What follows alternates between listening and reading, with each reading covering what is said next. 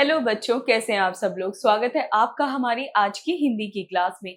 तो आज हम करेंगे हिंदी व्याकरण पाठ्य पुस्तक 6 का अध्याय 3 शब्द विचार मोर्फोलॉजी। तो आज हम किस बारे में पढ़ेंगे? शब्दों के बारे में। पढ़िए और समझिए। दिए गए चित्रों को देखिए और उनके नाम पढ़िए। शेर, गाय, अनार, औरत।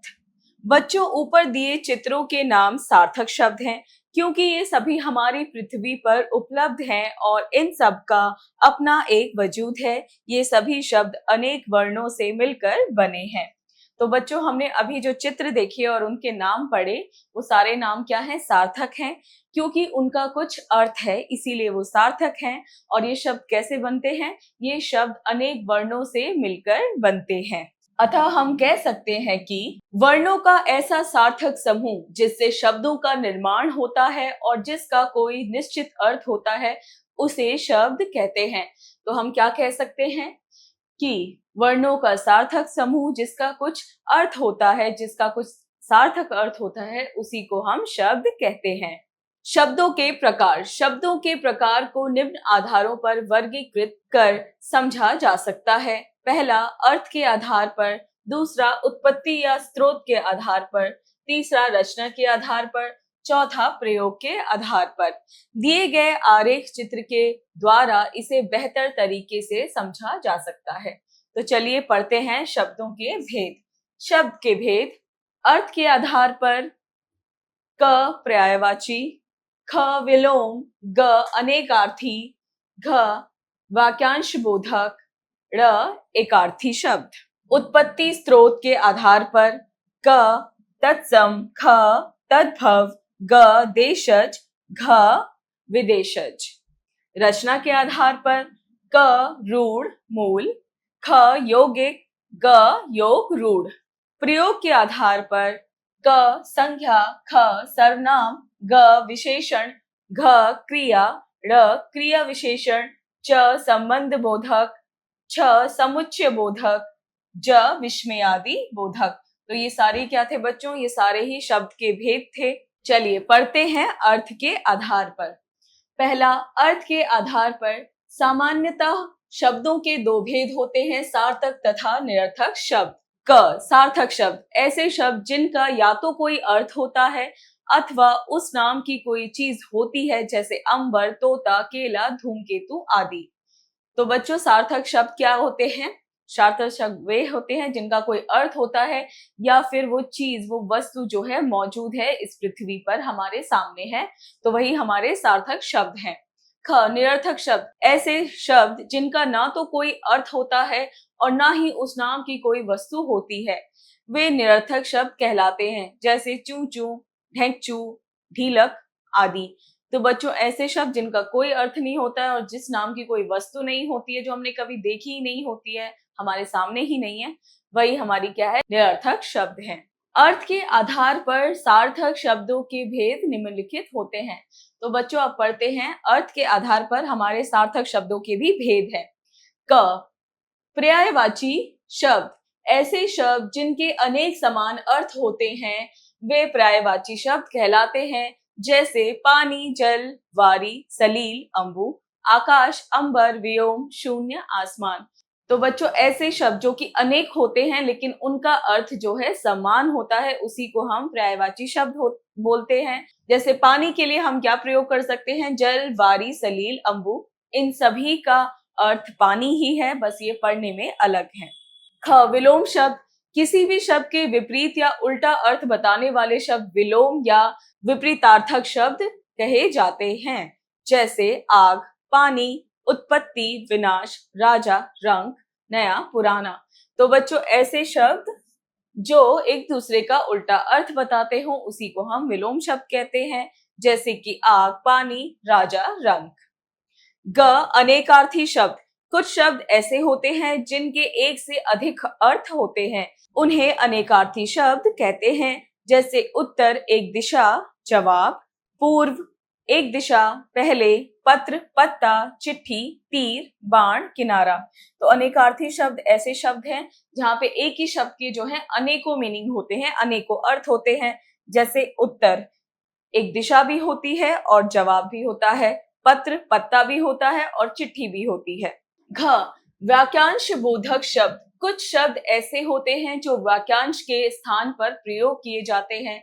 ऐसे शब्दों को वाक्यांश बोधक शब्द कहा जाता है। जैसे कुछ जानने की इच्छा रखने वाला, जिज्ञासु, जो केवल शाक सब्जियां खाता हो शाकाहारी, जो ईश्वर को मानता है आस्तिक, जो शिकार करने का कार्य करता हो शिकारी आखेटक, जो व्यक्ति काम से जी चुराता हो कामचोर, जो अपनी पत्नी की प्रत्येक बात माने पत्नी भक्त, जिनका समाज में आदर सम्मान हो आदर योग्य, पति पत्नी का जोड़ा दंपत्ति। तो बच्चे वाक्यांश बोधक कौन से होते हैं? वाक्यांश बोधक वो होते हैं जब हम वाक्यांशों के लिए जो है एक शब्द का प्रयोग करते हैं। जैसे कि पति पत्नी का जोड़ा, तो हम इसके लिए सिर्फ एक शब्द भी प्रयोग कर सकते हैं, दंपत्ति। जिनका समाज में आदर सम्मान हो आदर योग्य। इसी तरह से जब हम किसी वाक्यांश के लिए एक शब्द का प्रयोग करते हैं उसी को हम वाक्यांश बोधक शब्द कहते हैं। ड़, एकार्थी शब्द।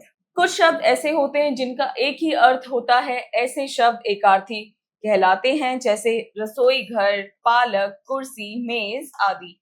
तो एकार्थी शब्द ऐसे शब्द हैं बच्चों जिनका एक ही अर्थ होता है और कोई दूसरा अर्थ नहीं होता है, जैसे कि कुर्सी, पालक, मेज, इनका अर्थ एक ही है। दूसरा, स्रोत या उत्पत्ति के आधार पर शब्द के भेद। इसके निम्नलिखित भेद होते हैं। क, तत्सम शब्द। संस्कृत के वैसे शब्द जिनका प्रयोग ज्यों का त्यों हिंदी भाषा में किया जाता है वे तत्सम शब्द कहे जाते हैं। कुछ तत्सम शब्द नीचे दिए जा रहे हैं। तो बच्चों हमने क्या जाना, तत्सम शब्द किसे कहते हैं? जो हमने संस्कृत भाषा से लिए हैं और उन्हें ज्यों का त्यों ही लिखा गया है, उनमें कोई परिवर्तन नहीं किया गया है। तो चलिए पढ़ते हैं तत्सम शब्द।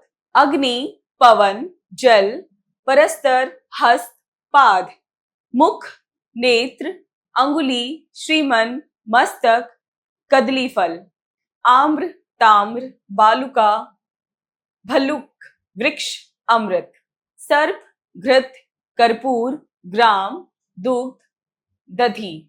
ख, तद्भव शब्द। संस्कृत भाषा के वैसे शब्द जिनको परिवर्तित करके हिंदी भाषा में अपना लिया जाता है वे तद्भव शब्द कहे जाते हैं। कुछ तत्सम शब्दों के तद्भव शब्द नीचे दिए जा रहे हैं। तो बच्चों ऐसे शब्द जिन्हें संस्कृत भाषा से तो लिया गया लेकिन उन्हें परिवर्तित किया गया, उसके बाद हिंदी में लिया गया है। चलिए पढ़ते हैं कुछ तत्सम शब्दों के तद्भव। ये है हमारे तत्सम और ये है तद्भव। भल्लुक, भालू, हस्ती, हाथी, श्रृंगाल, सियार, कुकुर, कुत्ता, चटका, चिड़िया, मक्षिका, मक्खी, धेनु, गाय, कर्पूर, कपूर, दधी, दही, दुग्ध, दूध। ग, देशज शब्द। कुछ शब्द ऐसे हैं जो उपभाषाओं, बोलियों या क्षेत्रीय भाषाओं से हिंदी भाषा में प्रयुक्त किए जाते हैं, वे देशज शब्द कहे जाते हैं, जैसे जूता, पगड़ी, पंगा आदि। तो देशज शब्द कौन से हैं? जो उपभाषाओं, बोलियों या अन्य क्षेत्रीय भाषाओं से हिंदी में लिए गए हैं, मिलाया गया है, उन्हें हम देशज भाषा कहते हैं, जैसे कि जूता, पगड़ी, पंगा, ये सारे ही दूसरी भाषाओं से लिए गए हैं। घ, विदेशी शब्द। ऐसे शब्द जो विदेशी भाषाओं से हिंदी भाषा में प्रयुक्त किए जाते हैं वे विदेशी या विदेशज शब्द कहलाते हैं। इसमें अनेक भाषाओं के शब्द आते हैं। कुछ शब्द निम्न प्रकार से हैं। तो बच्चों ऐसे शब्द जो अपने देश से नहीं दूसरे देशों की भाषाओं से लिए गए हैं उन्हें हम विदेशज शब्द कहते हैं। चलिए पढ़ते हैं कुछ शब्दों को। जैसे अंग्रेजी, school, station, bag, radio, pencil, copy, slate, camera, chocolate आदि। ये सारे हमारे कहाँ से लिए गए हैं? अंग्रेजी से। फारसी, शादी, नमक, आईना, प्याज, गर्दन आदि। अरबी, कानून, मरीज, मर्ज, अमीर, औरत, गरीब आदि। ये सारे हमारे अरबी हैं। पुर्तगाली, साबुन, तौलिया, आलू, गोभी, चाबी आदि। फ्रांसीसी, कूपन, कारतूस आदि। तुर्की, बेगम, कुली, लाश आदि। तो ये सारे हमारे कैसे शब्द हैं जो कि विदेशी भाषाओं से लिए गए हैं और आपने देखा होगा हम इनका प्रयोग करते हैं। तीसरा, रचना या बनावट के आधार पर शब्द के भेद। इसके भेद निम्नलिखित हैं।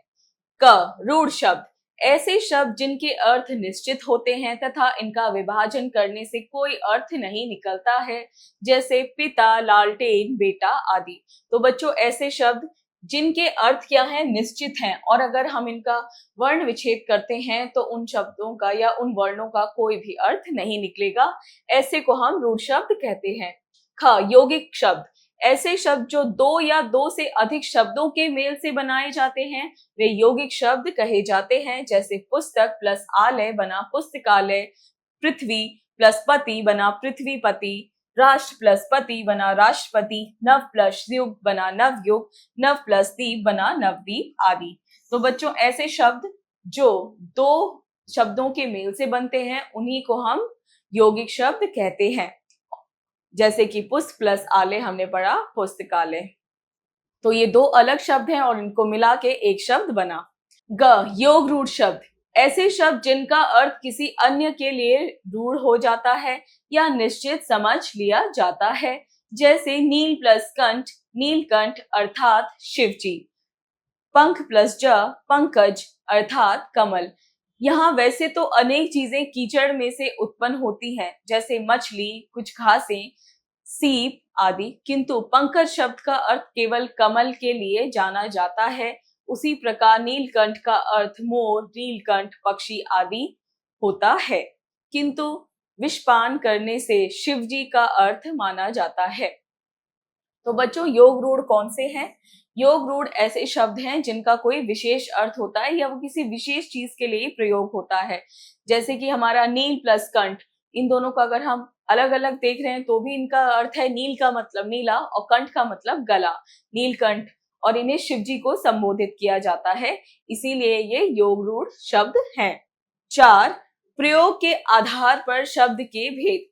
प्रयोग के आधार पर शब्दों के 8 भेद हैं। संज्ञा, सर्वनाम, विशेषण, क्रिया, क्रिया विशेषण, संबंध बोधक, समुच्चय बोधक एवं विस्मयादि बोधक।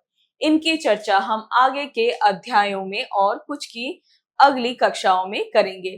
तो बच्चों, प्रयोग के आधार पर शब्दों के भेदों की चर्चा हम अगले अध्यायों में करेंगे या अगली क्लास में करेंगे। आइए पुनरावृत्ति करें। शब्द, वर्णों के सार्थक समूह को शब्द कहते हैं। शब्दों के मूलतः 2 भेद सार्थक तथा निरर्थक होते हैं।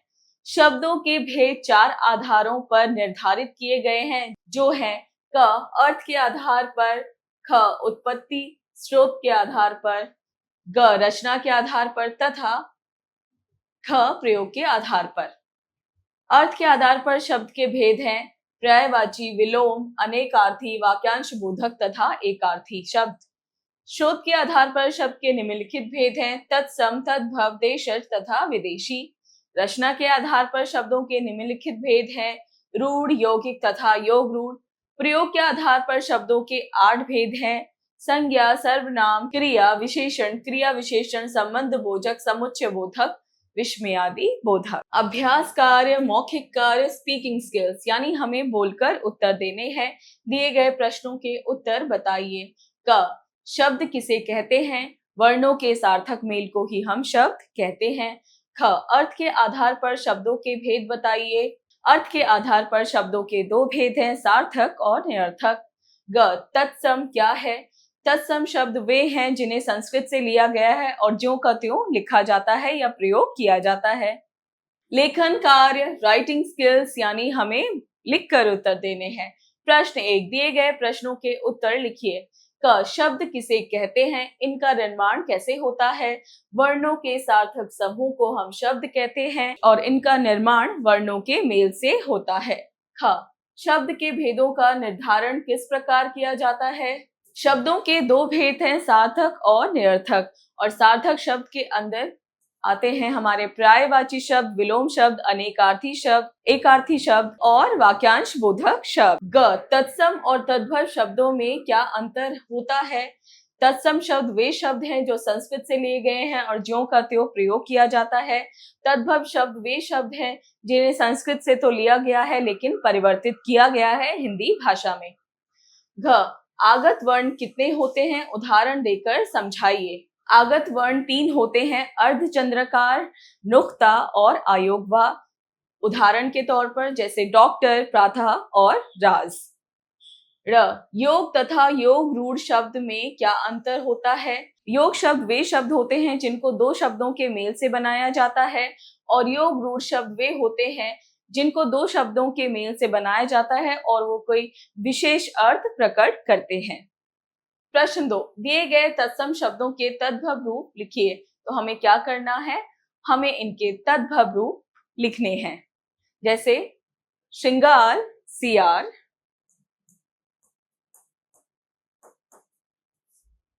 दुग्ध दूध, कर्पूर कपूर, मक्षिका मक्खी। तो बच्चों इसी तरह आप बाकी भी शब्दों के तद्भव रूप लिखेंगे।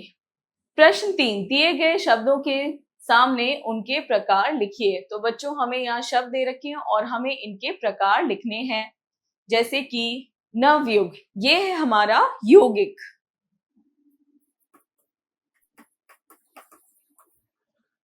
नीलकंठ, ये हमारा योग रूढ़।